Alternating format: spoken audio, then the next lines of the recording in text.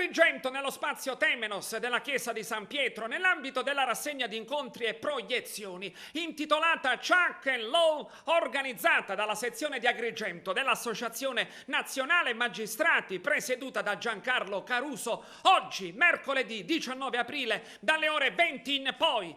Con ingresso gratuito sarà proiettato il film Il secondo tempo di Pier Francesco Lidonni, che racconta i 57 giorni trascorsi tra la morte di Giovanni Falcone e di Paolo Borsellino nella Palermo di oggi.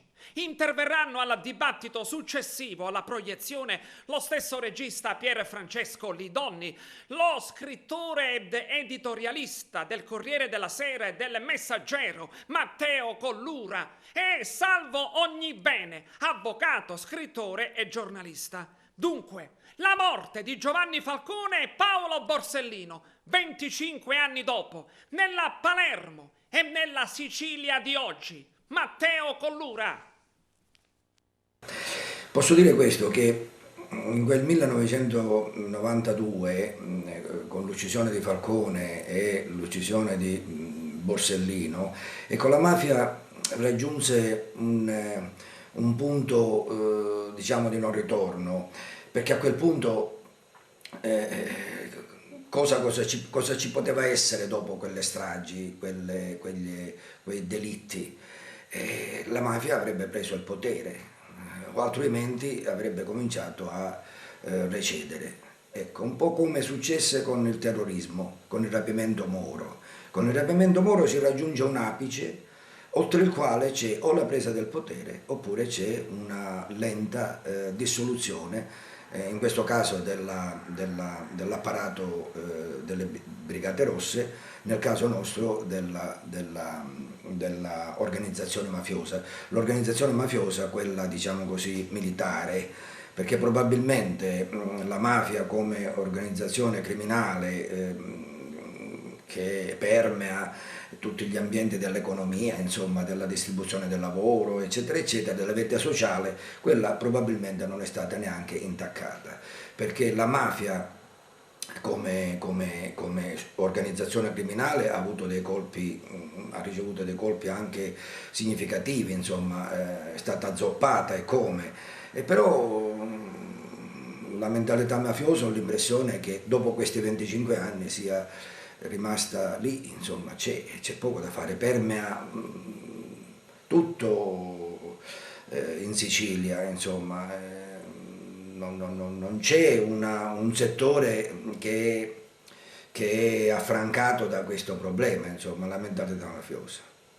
Peraltro Falcone e Borsellino erano reduci dalla polemica sui professionisti dell'antimafia. L'articolo di Sciascia sul Corriere della Sera, risalente al 1987, che non le riguardava personalmente, però tanti tracciarono dei riferimenti anche a Borsellino più che altro.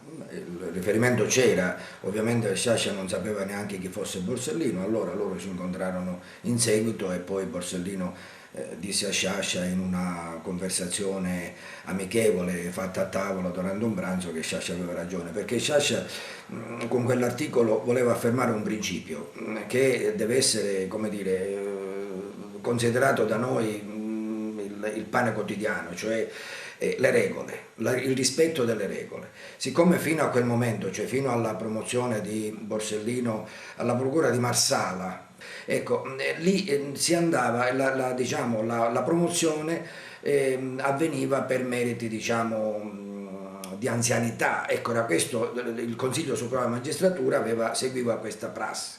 Improvvisamente invece questa prassi fu accantonata e si scelse un uomo che aveva esperienza mafiosa. Sciascia dice: non è detto che è giusto che sia così, ma cambiamo le regole. Se c'è una regola bisogna seguirla, soprattutto in una realtà di frontiera come quella siciliana, dove appunto la realtà criminale mafiosa ha azzerato ogni idea di giustizia e di diritto, insomma, e lì le regole ci salvano. È quello che dobbiamo tenerci forti, proprio dobbiamo tenercele care queste regole, proprio perché la frontiera è facile di fronte, trovandosi in una frontiera, dire beh, facciamo siccome abbiamo un nemico da sconfiggere, insomma no, le regole invece sono importanti. Questo intendeva dire Sciascia. Comunque io ne approfitto per dire che è uno spreco, per non dire una vergogna, che di Sciascia ci si ricordi per un articolo di giornale.